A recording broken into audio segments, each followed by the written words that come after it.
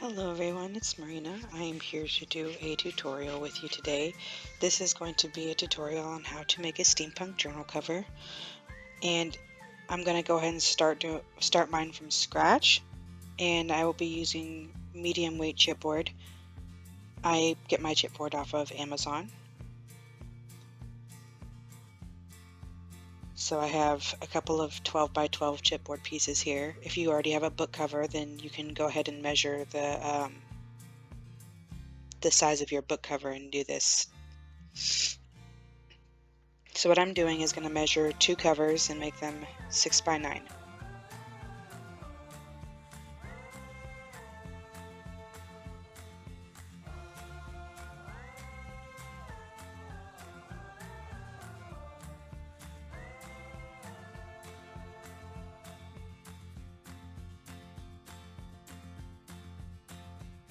And I'm going to be making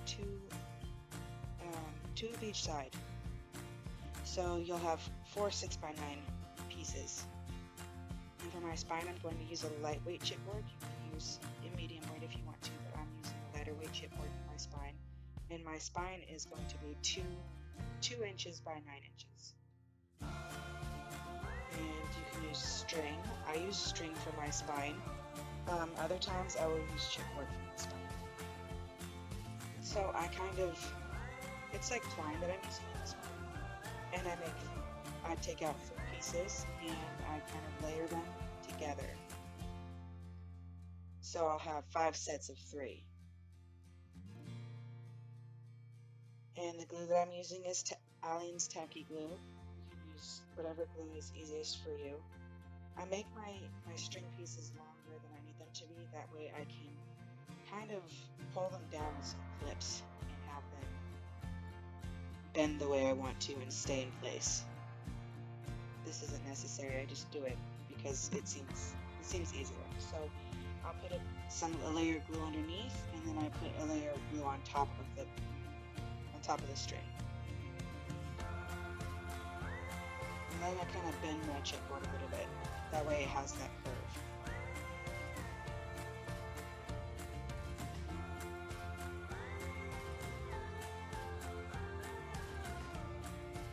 When I get everything in place with my string, and I have the clips on, it helps me to sit it up so it can dry also.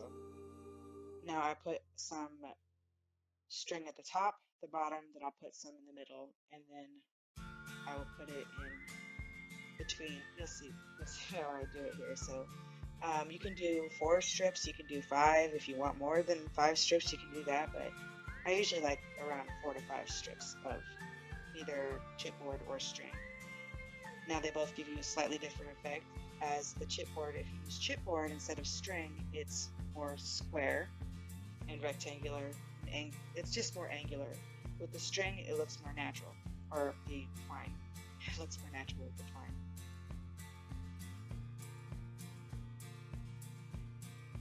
I also use my fingers and a wet wipe.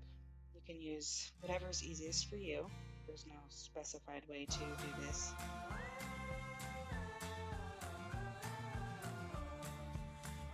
So again, I have my 3 pieces that I'm layering together, and then I clip them into place after I glue the bottom, and then I put some glue over the top. Kind of just rub it in and make sure everything's positioned the way I want it.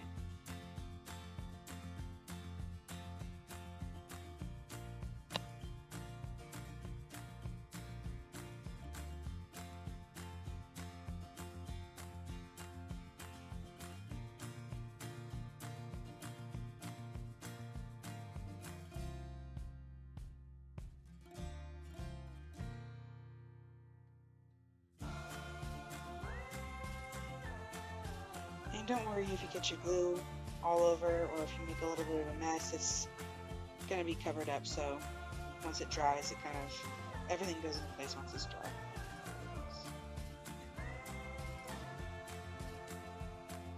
And then my last set of string. I found it's easier if I put it on dry and then put the glue on. I just added some extra glue so I can make sure it went through the twine.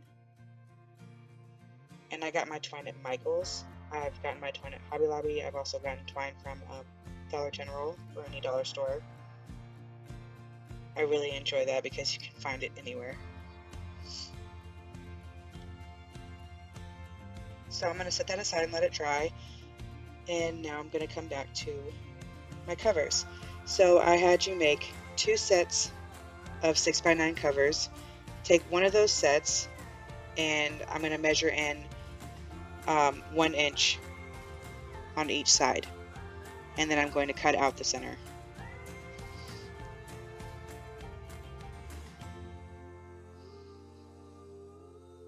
Don't worry about writing on it because when you flip this over or once you paint on it, it'll be all covered up. So you don't have to worry about anything showing. But if you are, use a pencil or an erasable pen.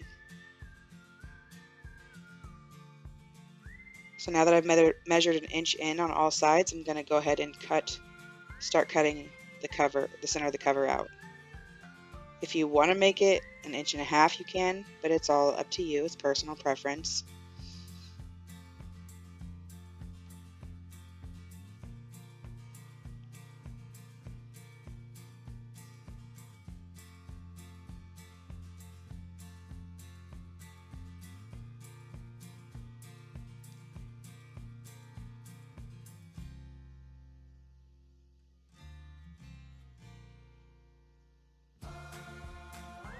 Here I'm kind of working the spine out and I'm using some scissors. I don't want to tear it, so I'm trying to be careful.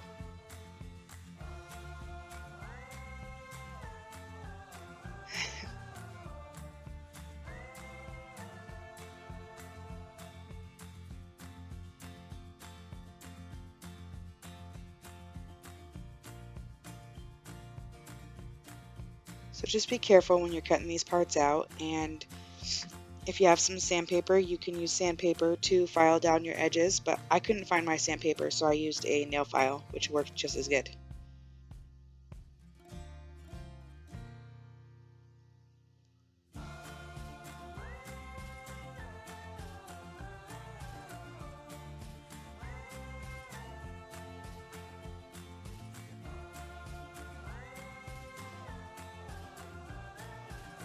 Now I'm going to go ahead and do my other side. And again, you're going to go in 1 inch on all sides.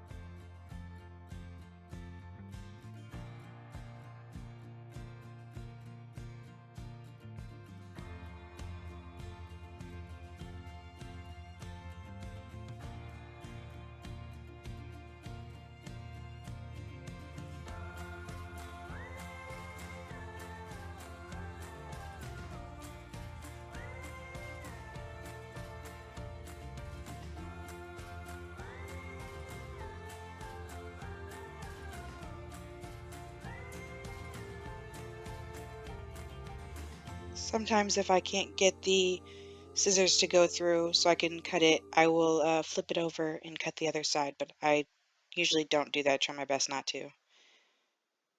In case you get the measurement a little bit off, then you have extras you got to trim off.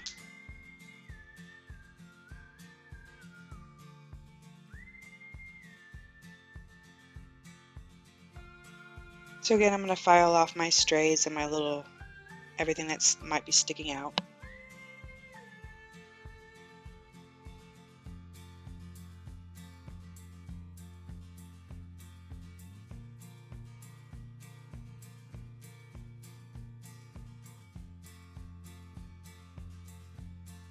And now I'm just going to cut some with my extra pieces because I have extra pieces of chipboard. I don't know if you guys have extra pieces, but whenever I make covers, I always have some extra and I save it. So this is perfect for that. Don't use the cover pieces that you just cut out because most likely they won't be straight. I cut up little pieces and make quite a few little pieces in different sizes and different shapes of rectangle.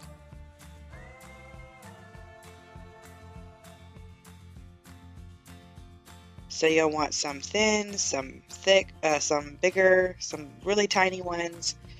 Just have fun and make a bunch of little squares and rectangles.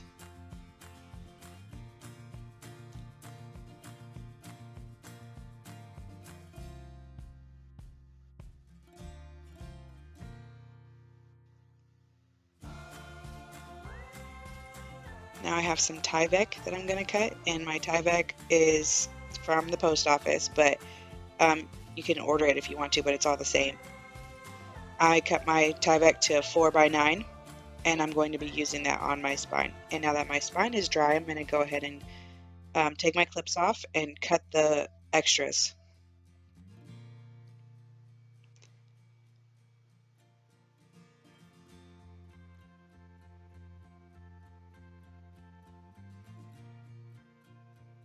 Now I'm going to kind of work my spine a little bit so it's more curved.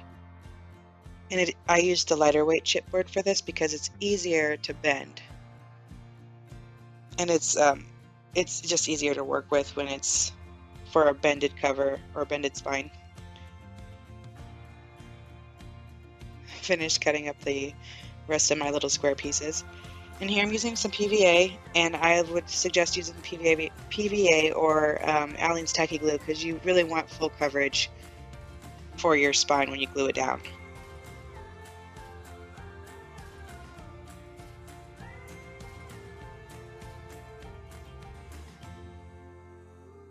So I'm layering it this way. I couldn't find my bone folder, so I used a ruler.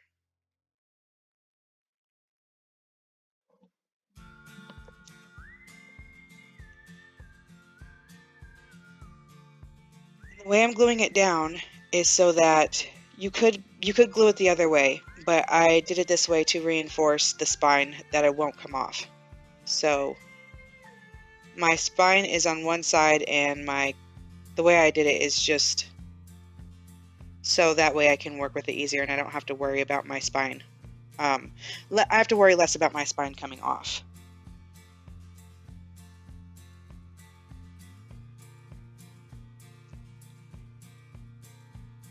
If you really want to do it the other way, you can. There's no rule that you have to do it the way I'm doing it.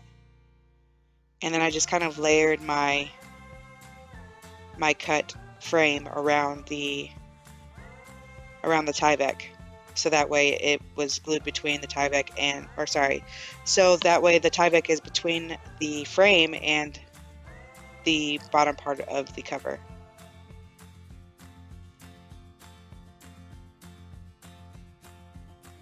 I'm going to go ahead and do the other side.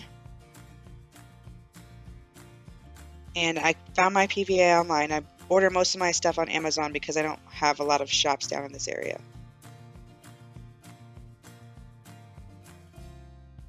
And this part I messed up. This is how I've glued it before. This is how I glued it before, so I had to turn it around and fix it.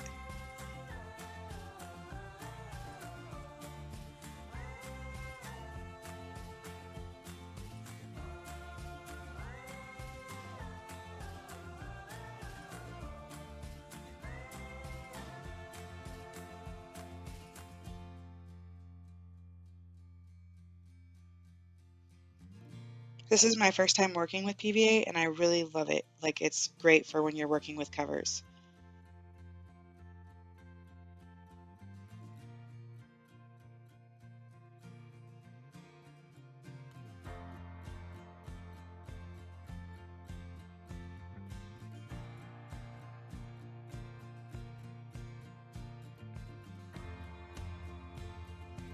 Now I'm going to take those rectangle pieces and the squares that I cut up and place them in the frame. Just layer them in there. I try not to take up too much space because I plan to put in gears, so you can just maneuver them however you want to. I kind of layer mine in different ways, and also I file my pieces down if I need to. If there's any little extras hanging off, I just cut them down. So right now I'm just doing placement, seeing where I like things.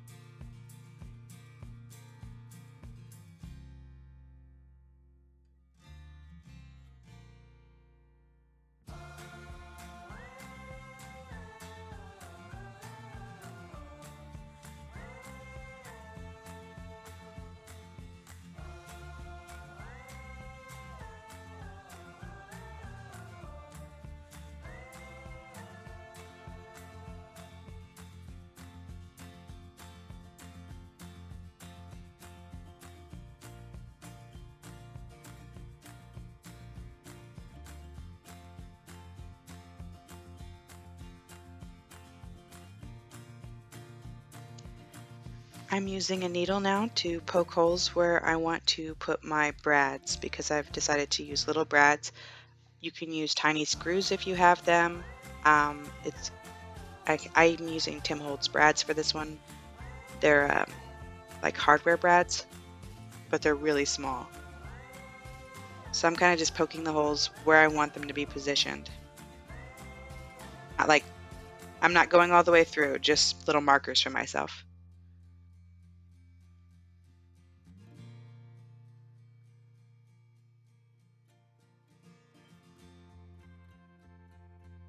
Now I'm going to use my awl and go through and make my holes and put my brads in after I glue down these pieces real quick. So the pieces that I want to stay firmly, the ones I'm not putting brads in, I'm going to go ahead and glue down so they're in place when I'm ready for them. And the ones that'll be going over the top, I'm kind of just setting aside for right now.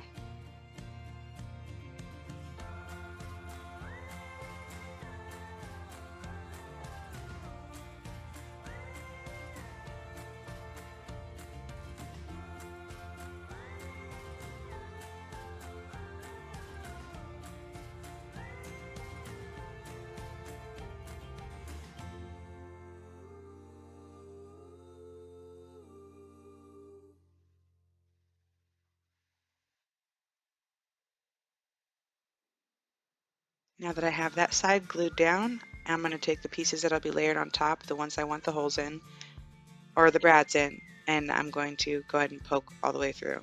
Be careful when you're doing this part, as the awl is sharp and you might poke yourself.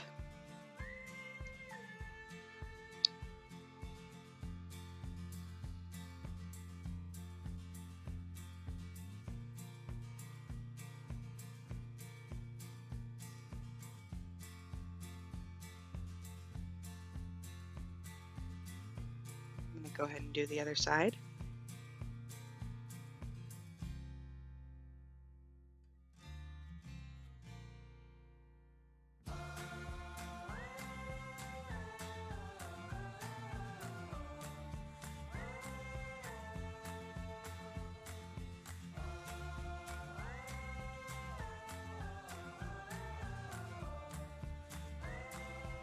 Now I'm going to go ahead and start putting my brads through.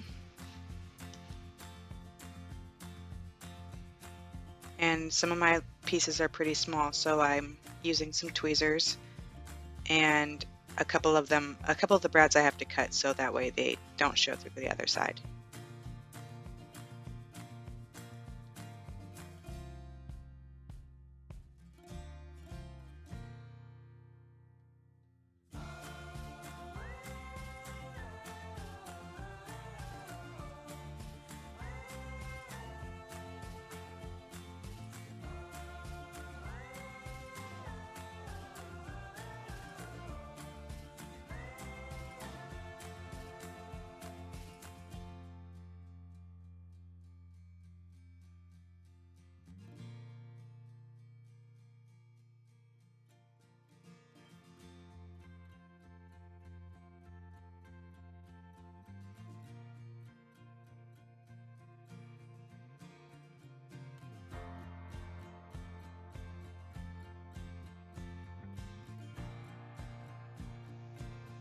So just kind of work your brads in the way that you like them, and be careful, try not to tear your chipboard.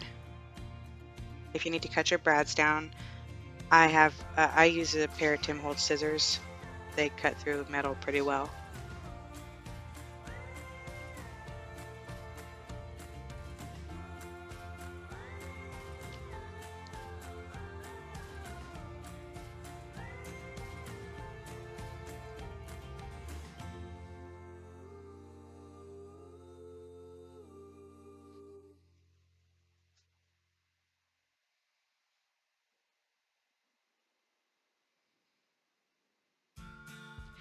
And keep in mind they don't need to be the same color because you will be painting over them.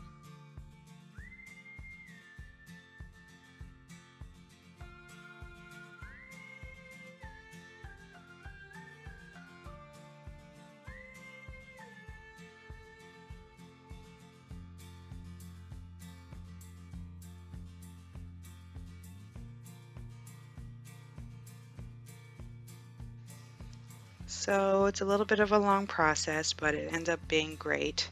It looks wonderful when you're done. I'm going to go ahead and skip ahead to the next part.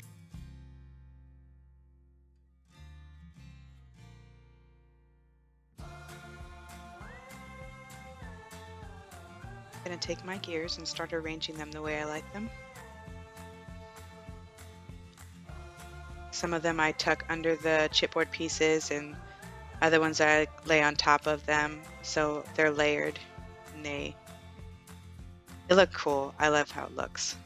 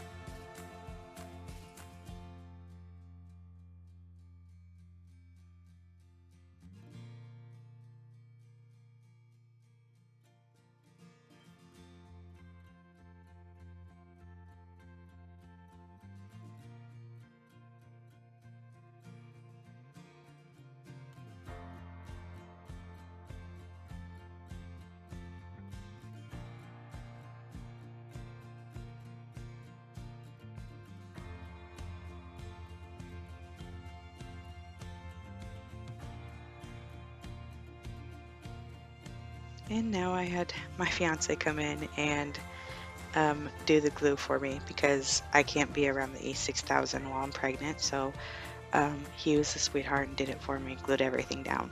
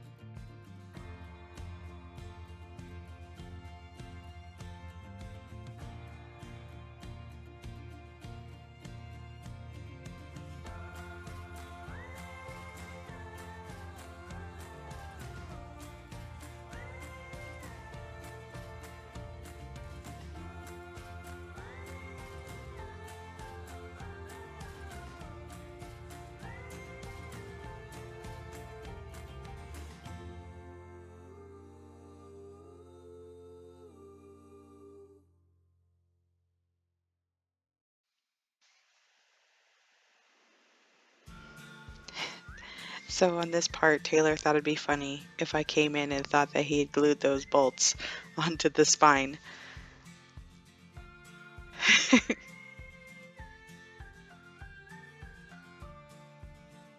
So it was getting late. I let everything cure overnight and decided to come back the next day and finish up.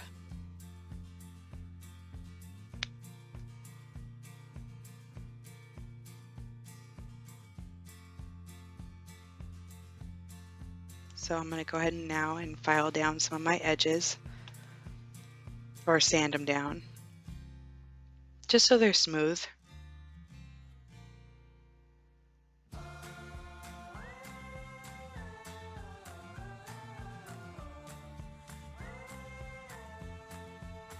And now I'm going to go ahead and use some gesso. And I'm doing my best to make sure I get in all the cracks and crevices.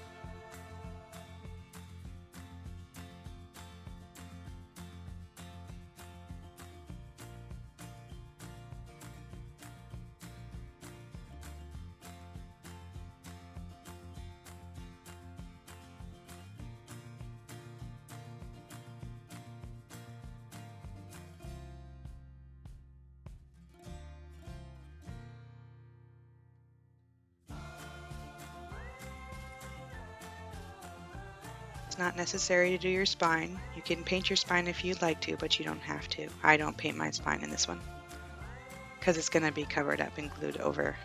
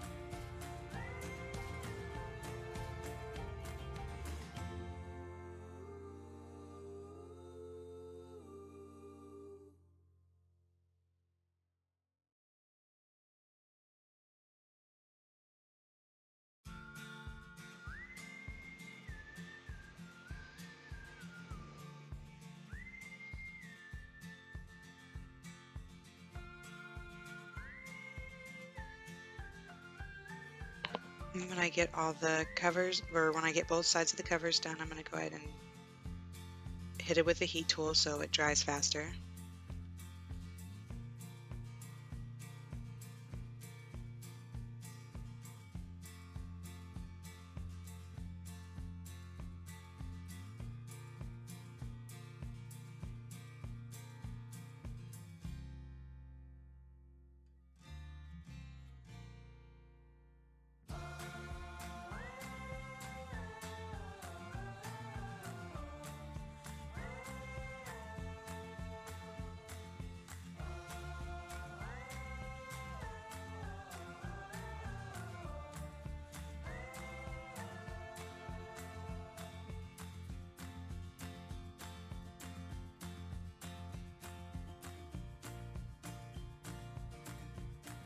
From here you can go ahead and paint, or you can do some extra stuff. I decided to add some Tattered Angels Glimmer Mist. I wanted to see if any of the colors would come through, and some of them did come through in the paint that I used.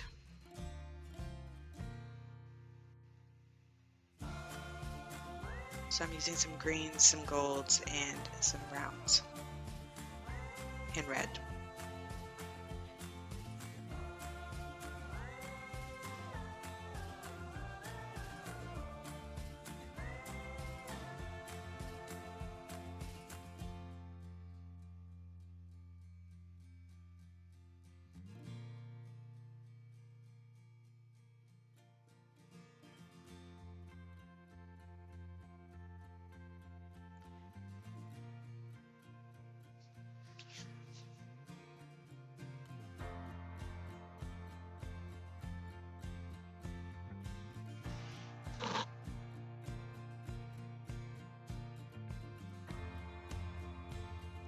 So I hadn't realized that my brown was super low and that I had used my other brown on a previous cover.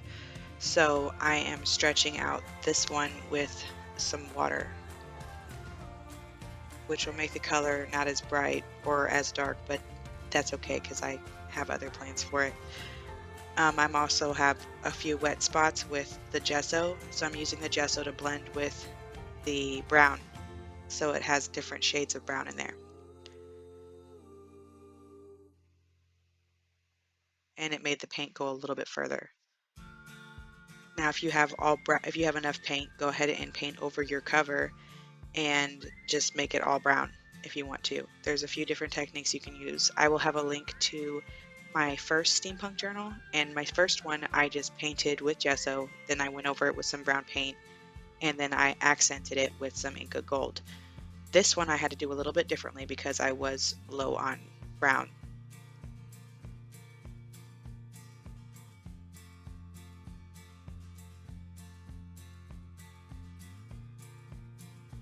I have some really light brown with some gesso showing through, and so I wanted to fix that or make it look as cool as I could, and I ended up making something really neat, and I decided to use some sparkling H2Os.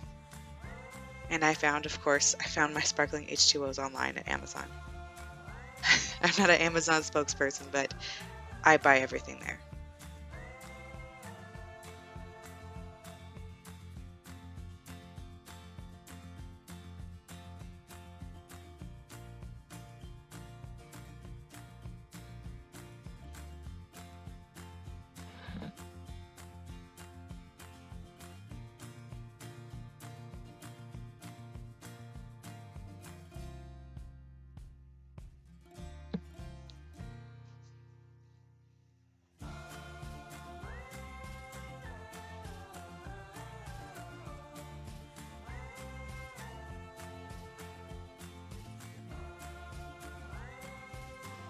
Once again, when I'm done, I'm going to go ahead and use my heat tool and get it to dry a little faster.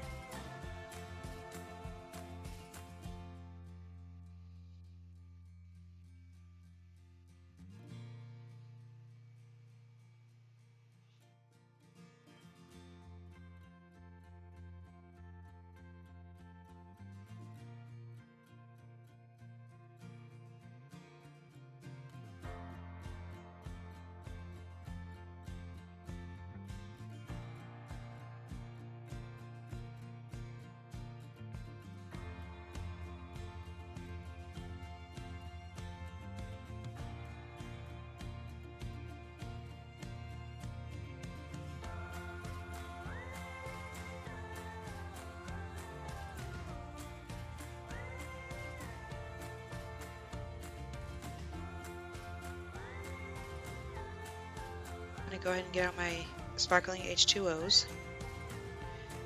And to activate those, you just add some water. And I have some Prima paintbrush mixed media brushes that I haven't used yet, so I was excited to get to use those. And I got, for my sparkling H2Os, I believe I picked up the autumn colors, which I love so much. There's the green, the purple, it's like there's a gold color, a maroon color. There's a lot of really pretty colors. So I'm just basically going to start painting that on. And I want to get a good covering, so. And the more water you, like not the more water, but I would say if you put a little spritz of water in there and you keep mixing it, the thicker and brighter your color comes out, as you can see.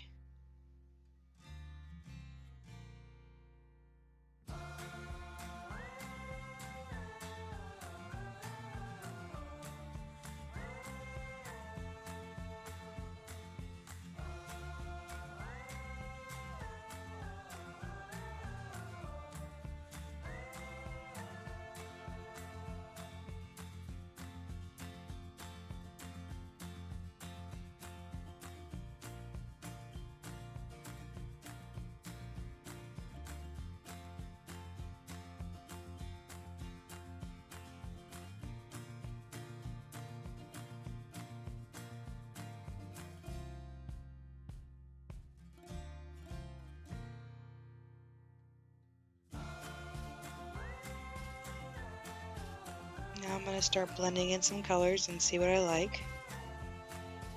They look really pretty once you start blending them.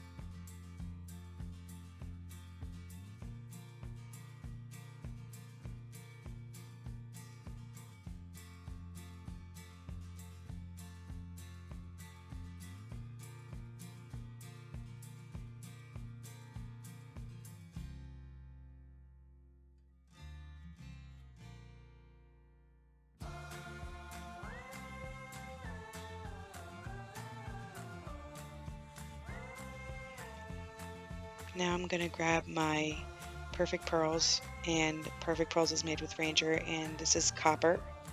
And I don't think they make it anymore, but this color that I sprayed on was definitely a copper color.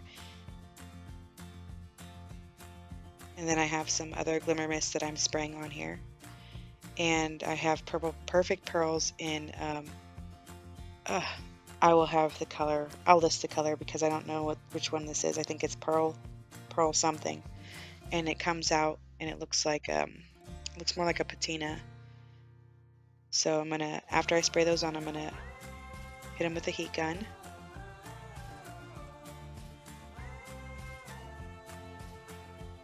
And with where the puddle, like where I had made little puddles with the sprayer that wasn't working, it made this really, really cool effect. I love it.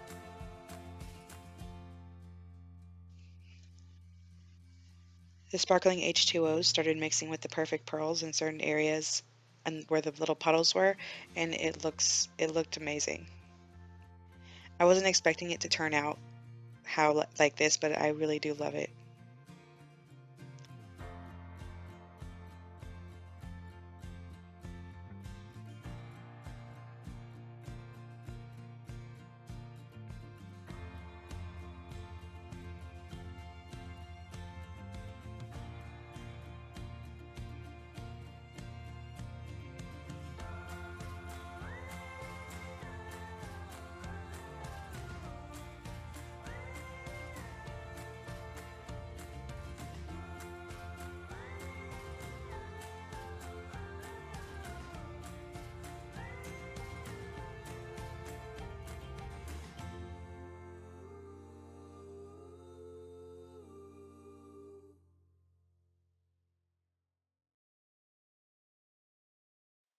Isn't that beautiful? So if you wanted to, you could go over it with Inca Gold on certain parts, whatever color of Inca Gold you have. If you wanted to add that on at this point, you could. I decided to leave it alone, and I flipped my cover over so I can go ahead and add some brown to the edges of the inside. And I don't need a thick layer, so I am mixing it with water because I don't have that much left. I just needed the edges to be covered as well as the gesso.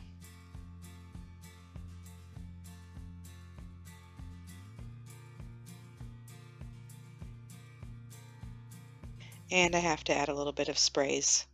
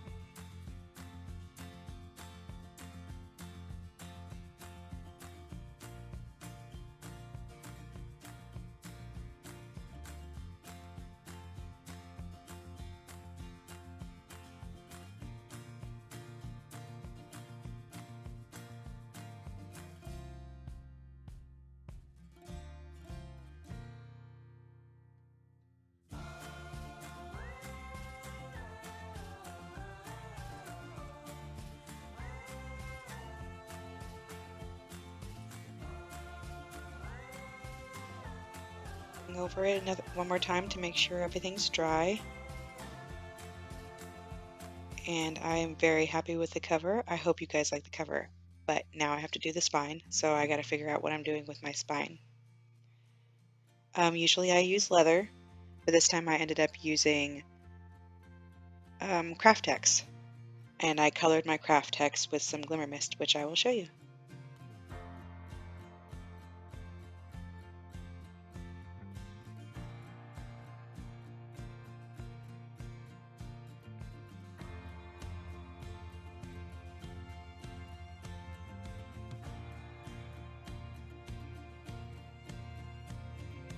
Now I'm going to measure the width of my spine. I already know it's going to be 9 inches, so I'm going to make it 3.5, I think. I believe I did 3.5 for this one. I'm going to get a little bit wet so it takes the crumbling better. I want it to be a lot more dirt or pliable. So I'm going to spray some glimmer mist and just crinkle it up and put some color on there so it matches the cover.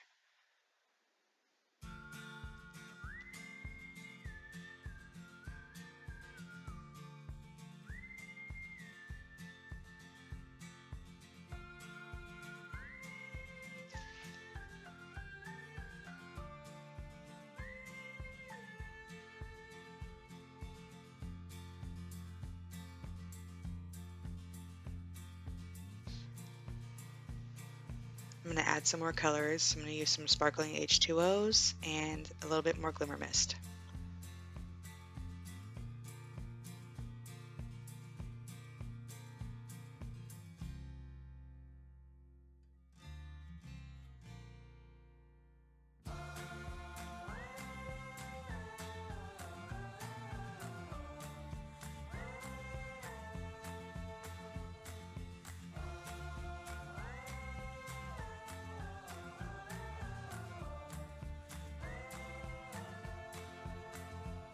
And this is craft text that I'm working on right now.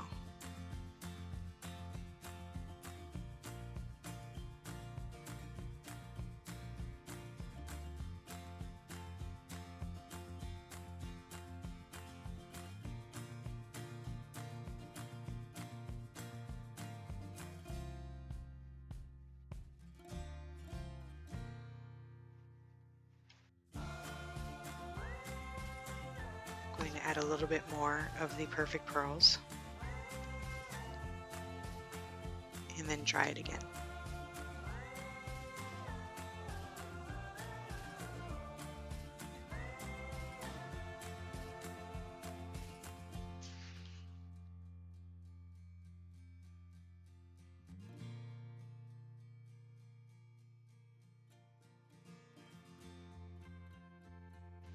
Once it's all dry, I'm going to go ahead and use some, it's Beacon Fabri-Tac, and I'm doing a little bit at a time. I want to make sure it sticks down properly and that I want to get the not the fabric, sorry, I want to get the craft text in all the little edges and ridges. I want to push it all in there so it really takes the shape of the book.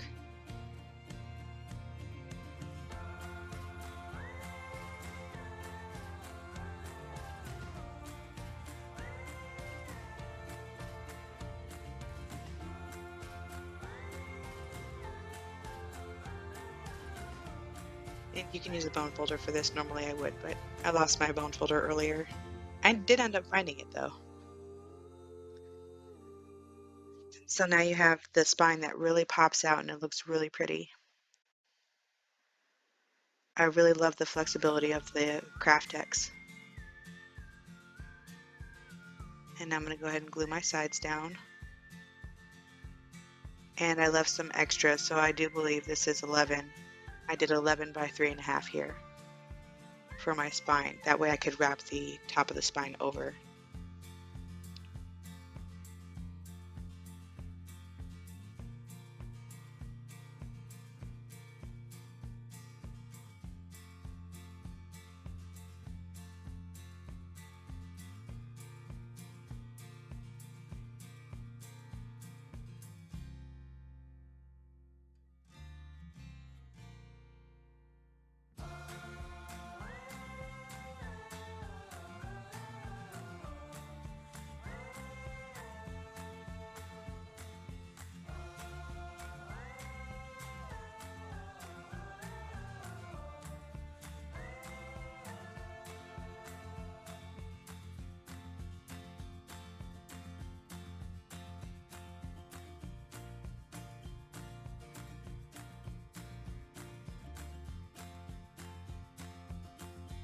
Do a little bit of working with your spine, but it's not anything difficult.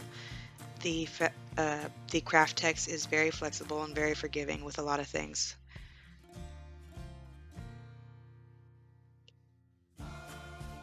So after you're done with the spine, you can just let it dry or go ahead and add your inside pages. I'm going to let mine dry. My camera had died and I didn't know, but once my cover was dry, I went ahead and picked out the pages I wanted for the inside, and I measured them 5 3/4 by 8 3/4, and I just distressed the edges and glued them in. So for my inside, I have some craft text that I cut 4 by 9. It's just under 9, so that way it covers everything. And then I'm going to do my hidden signature method, which I will have a tutorial for linked below. So I hope you guys enjoyed the video. Let me know if you have any questions, and I will see you all next time. Bye.